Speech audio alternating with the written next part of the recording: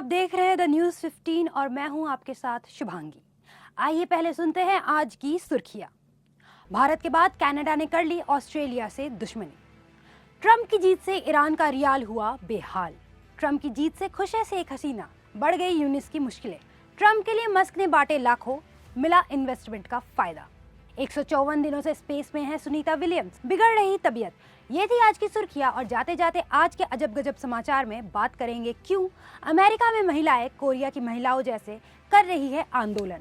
अब हम डालेंगे दुनिया पर नजर और सुनेंगे खबरें विस्तार से। भारत और ऑस्ट्रेलिया के संबंध निज्जर हत्या के बाद से ही तलक हो चुके हैं। ट्रंप की जीत के बाद से ही कनाडा के प्रधानमंत्री जस्टिन ट्रूडो परेशान चल रहे हैं। इस बीच कनाडा ने अब ऑस्ट्रेलिया से भी दुश्मनी मोल ले ली। कनाडा ने दरअसल ऑस्ट्रेलिया के TV news channel the Australia today को बैन कर दिया है। ऐसा क्यों हुआ, इसकी जानकारी भी हम आपको देंगे। दरअसल हाल ही में भारत के विदेश मंत्री एस जयशंकर और ऑस्ट्रेलिया के विदेश मंत्री पेनी वोंग ने एक संयुक्त प्रेस कॉन्फ्रेंस की थी।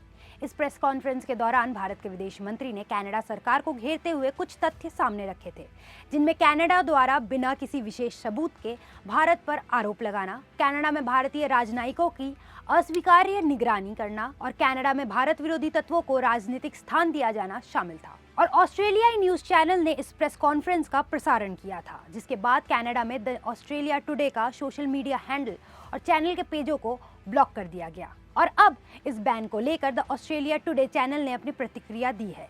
चैनल ने अपने सोशल मीडिया प्लेटफॉर्म एक्स पर लिखा कि कनाडा सरकार के आदेश पर भारत के विदेश मंत्री एस जयशंकर के साथ हमारे इंटरव्यू और ऑस्ट्रेलिया के साथ उनकी प्रेस कॉन्फ्रेंस को सोशल मीडिया पर दिखाने पर रोक लगा दी गई है। ये फैसला हमारी टीम के लिए काफी मुश्किल भरा साबित हुआ, जो आजाद पत्रकारिता को काफी अहमियत देती है। साथ ही चैनल ने यह भी कहा कि इन प्रतिबंधों के बावजूद आपका लगातार समर्थन हमें ताकत दे रहा है। चाहे हमारे कवरेज को अन्य प्लेटफॉर्मों पर साझा करना हो या प्रेस की आज़ादी के प्रति हमारी चिंताओं को सामने लाना हो, यह हमारी कोशिशों को प्रोत्साहन जैसा कदम है। इस मामले को लेकर पत्रकार बिरादरी की एकजुटता और प्रेस की स्वतंत्रता के लिए प्रतिबद्धता जताने की हम सराहना करते हैं। चैनल के कनाडा में बैन होने के बाद गुरुवार को भारत के विदेश मंत्रालय से भी प्रतिक्रिया आई। मंत्रालय का कहना है कि हमें इस बात पर काफी अचरज हुआ है। ऐसा काम अभिव्यक्ति की स्वतंत्रता के प्रति कनाडा के पाखंड का पर्दाफाश करती है।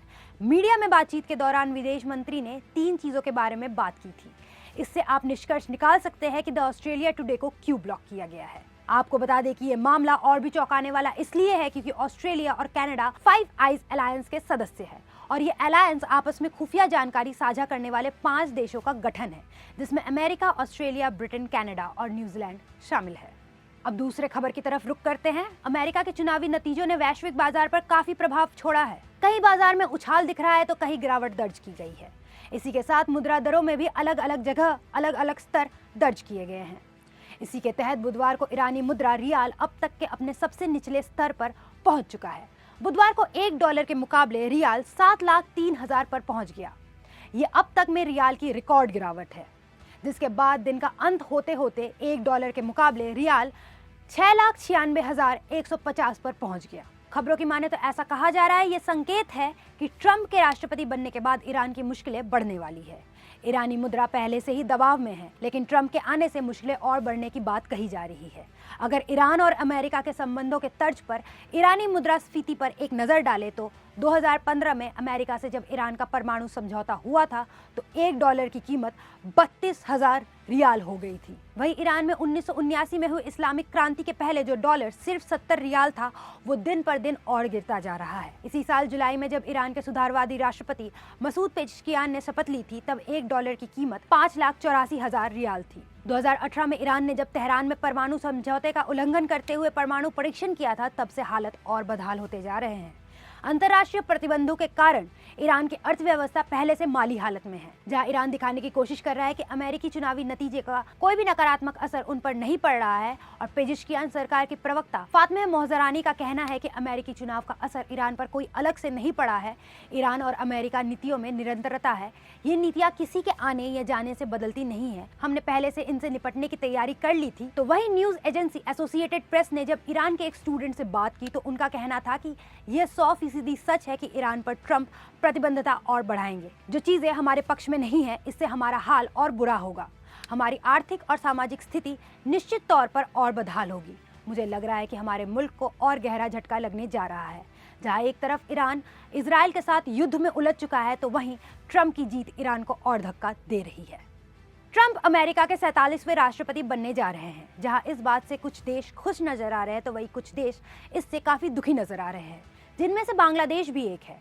इसी साल अगस्त के महीने में शेख हसीना को प्रधानमंत्री पद से इस्तीफा देने के बाद देश छोड़ना पड़ा था। जब से बांग्लादेश में शेख हसीना की सरकार गिरी है, वहां अल्पसंख्यकों का हाल बेहाल है और इस मुद्दे पर ट्रंप ने अपने चुनावी प्रचारों के दौरान बात भी की थी।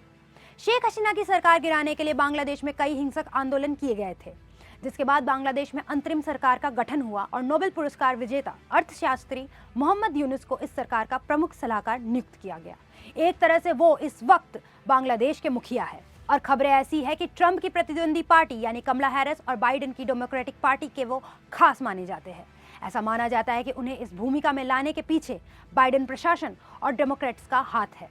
और ये वही यूनिस है जिन्होंने साल 2016 में ट्रंप के पहली बार अमेरिका के राष्ट्रपति बनने के बाद दुख जाहिर करते हुए कहा था कि ट्रंप की जीत एक सूर्य ग्रहण और काले दिन की तरह है। साथ ही उन्होंने 2016 के चुनावों को गलत तरह की राजनीति का शिकार भी बताया था। यहाँ तक कि 25 सितंबर को यूनिस ने क्लिंटन ग्लोबल इनिशिएटिव कार्यक्रम में भी शिरकत की थी। और अब जब ट्रंप वापस अमेरिका के राष्ट्रपति बनने जा रहे हैं, तो इस बात को लेकर आवामी लीग के आधिकारिक एक्स हैंडल से शेख हसीना ने उन्हें बधाई दी है। इस पोस्ट में डोनाल्ड ट्रंप के साथ शेख हसीना की एक तस्वीर भी डाली गई है। बांग्लादेश आवामी लीग की अध्यक्ष शेख हसीना ने डोनाल्ड ट्रंप को अमेरिका के 47वें राष्ट्रपति के रूप में चुने जाने पर बधाई दी। बयान में यह भी कहा गया है कि शेख हसीना ने प्रधानमंत्री के तौर पर उन मुलाकातों और बातचीतों को बहुत खुशी से याद किया जो उन्होंने राष्ट्रपति रहते हुए डोनाल्ड ट्रंप और मेलानिया ट्रंप के साथ की थी। शेख हसीना ने कहा कि वे उम्मीद करती है कि ट्रंप के दूसरे कार्यकाल में बांग्लादेश और अमेरिका के बीच दोस्ताना और द्विपक्षीय संबंध और मजबूत होगा।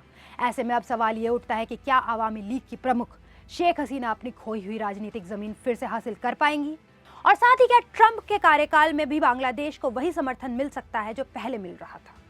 इन विषयों पर विशेषज्ञों का कहना है कि इसमें कोई दो राय नहीं है कि शेख हसीना और डोनाल्ड ट्रंप के कार्यकाल के दौरान अमेरिका बांग्लादेश संबंध अच्छे थे, और अब जब ट्रंप की सत्ता वापस आ रही है तो इसे लेकर बांग्लादेश में मिली जुली भावनाएं देखने को मिल रही है। लेकिन यूनुस के नेतृत्व वाली वर्तमान सरकार के अमेरिका के साथ बहुत अच्छे संबंध है, क्योंकि यूनुस के क्लिंटन परिवार के साथ व्यक्तिगत संबंध है। पर शेख हसीना को सत्ता से हटाने के बाद अब तक बांग्लादेश में चुनाव नहीं हुए हैं। ऐसे में चुनाव घोषित करने का अधिकार अंतरिम सरकार के प्रमुख सलाहकार मोहम्मद यूनुस के पास ही है, और ट्रंप उन पर बांग्लादेश में जल्द चुनाव करवाने में जोर देंगे। और शेख हसीना और ट्रंप के बीच के संबंधों को देखते हुए कहा जा सकता है कि चुनावों में आवामी लीग के हिस्सा लेने की संभावनाएं भी अब बढ़ गई है। ऐसे में चुनावों में आवामी लीग वापस आ सकती है, ऐसा शेख हसीना के नेतृत्व में हो या उसके बिना। पर अगर आवामी लीग वापस जीतती है तो शायद शेख हसीना के सत्ता में आने के चांसेस वापस बन सकते हैं।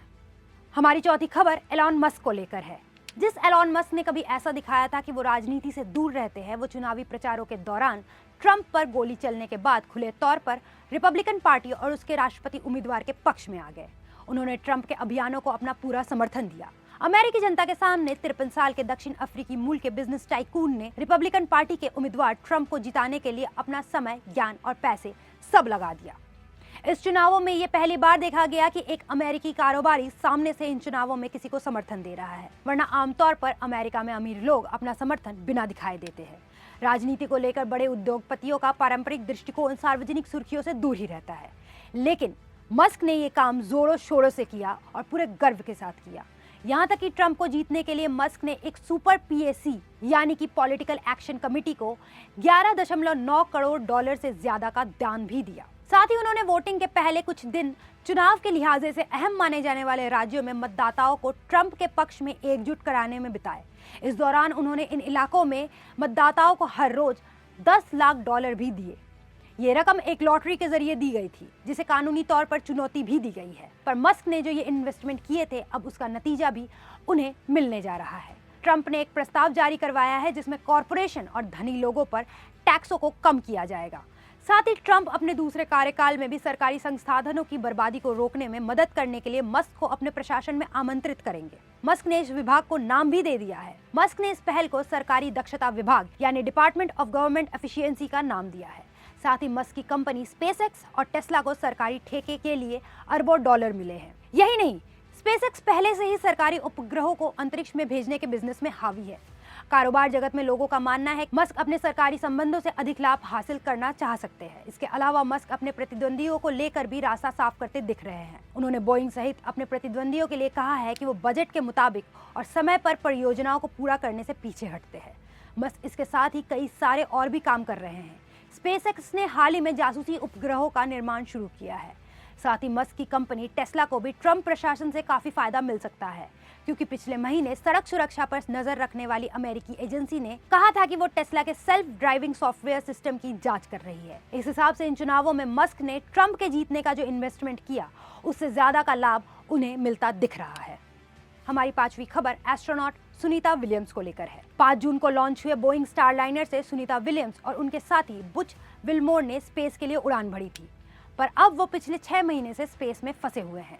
यानी वे स्पेस में तो अपने साथी के साथ 1 हफ्ते के लिए गई थी, लेकिन स्टारलाइनर यान में खराबी की वजह से दोनों को इंटरनेशनल स्पेस स्टेशन में ही रुकना पड़ा था और अब उनकी वापसी फरवरी 2025 या उसके बाद ही हो सकती है। ऐसा इसलिए क्योंकि जिस स्पेसक्राफ्ट से वो गई थी उसमें कई गड़बड़ियां लॉन्च से पहले ही आने लगी थी। इसके बावजूद दोनों इसी से रवाना हुए, लेकिन डॉकिंग के बाद आई समस्याओं को नासा पृथ्वी से ठीक नहीं कर पा रहा है। इसीलिए यान को विलियम्स और विल्मोर के बिना ही धरती पर लौट आना पड़ा।